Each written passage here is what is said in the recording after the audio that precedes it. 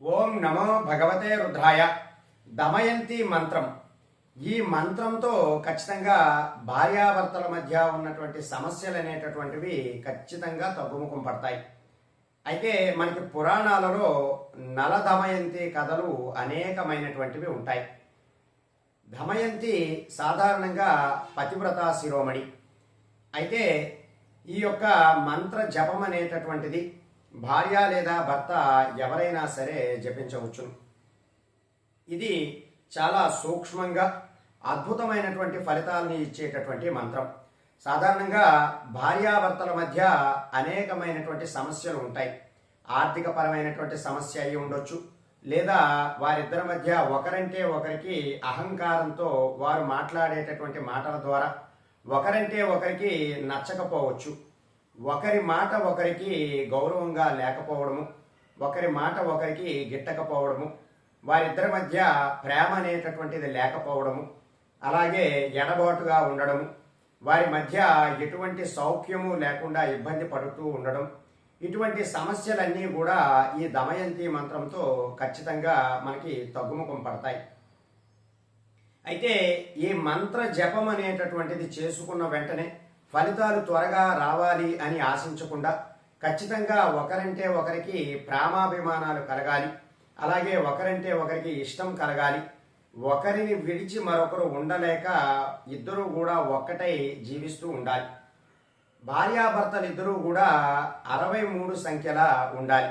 అంటే ఒకరినొకరు ఎప్పుడూ చూస్తూ ఉన్నట్లుగానే ఉండాలి. అయితే ఇటువంటి సందర్భంలో భార్యాభర్తల మధ్య ఇటువంటి ఎడబాటు ఎదురైనప్పుడు ఈ దమయంత్రి మంత్రాన్ని కనుక జపించినట్లయితే ఖచ్చితంగా అద్భుతమైనటువంటి ఫలితాలు ఉంటాయి. అయితే ఈ మంత్ర జపం అనేటటువంటిది ప్రతిరోజు కూడా చేసుకోవాలి. 108 సార్లు ఈ మంత్ర జపం అనేటటువంటిది చేయాలి.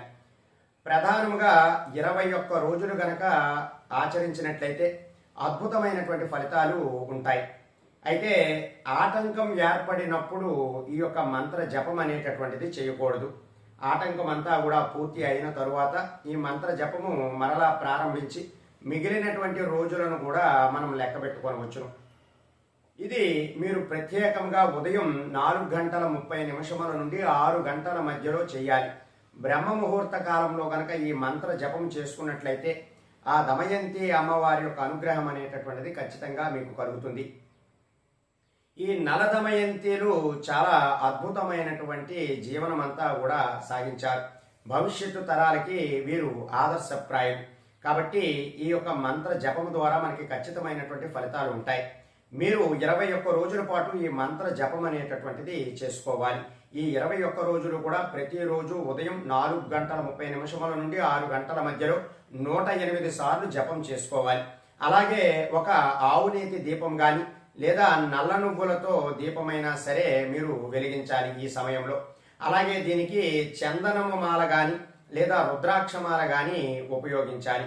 మీ యొక్క సంఖ్య తెలుసుకోవాలి కాబట్టి 108 సార్లు జపం చేయాలి కాబట్టి ఈ రుద్రాక్షమాల కానీ లేదా చందనం మాల కానీ ఉపయోగించాలి.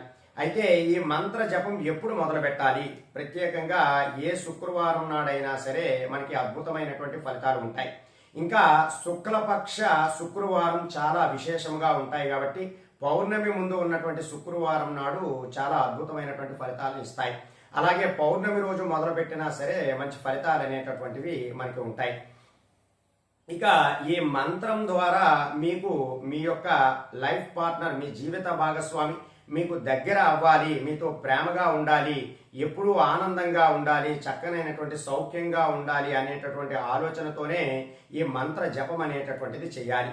ఈ మంత్ర జపం అంతా కూడా పూర్తి చేసిన తరువాత 2 నిమిషముల పాటు మీరు ధ్యాన ముద్రలో ఉండాలి. మరి ఏమీ కూడా ఆలోచించకుండా ప్రశాంతమైనటువంటి వాతావరణంలో ప్రశాంతంగా మీరు కన్నులన్నీ కూడా మూసుకొని 2 నిమిషముల పాటు ధ్యానం చేస్తూ ఉండాలి.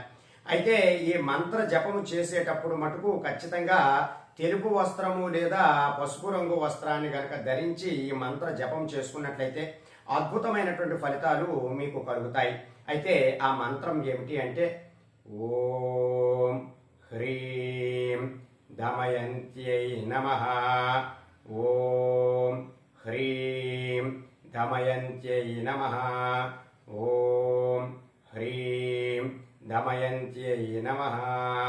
ఈ దమయంతి మంత్రంతో ఖచ్చితంగా భార్యాభర్తల మధ్య ఉన్నటువంటి అన్యోన్యత పెరగడము, వారి మధ్య సుఖజీవనం అనేటటువంటిది కలగడము కూడా జరుగుతుంది.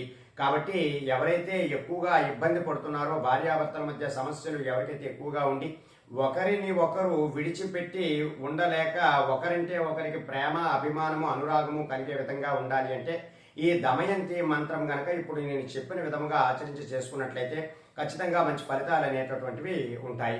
కాబట్టి ఈ సమస్యతో బాధపడుతున్న వారు ఎవరైతే ఉంటారో వారు ఈ పరిహారాన్ని ఆచరించుకుని చక్కగా భార్యాభర్తలు ఇద్దరూ కూడా కలిసి జీవించి ఉండే విధంగా ప్రయత్నం చేయండి. సర్వే జనా సుఖినో భవంతు. శుభం.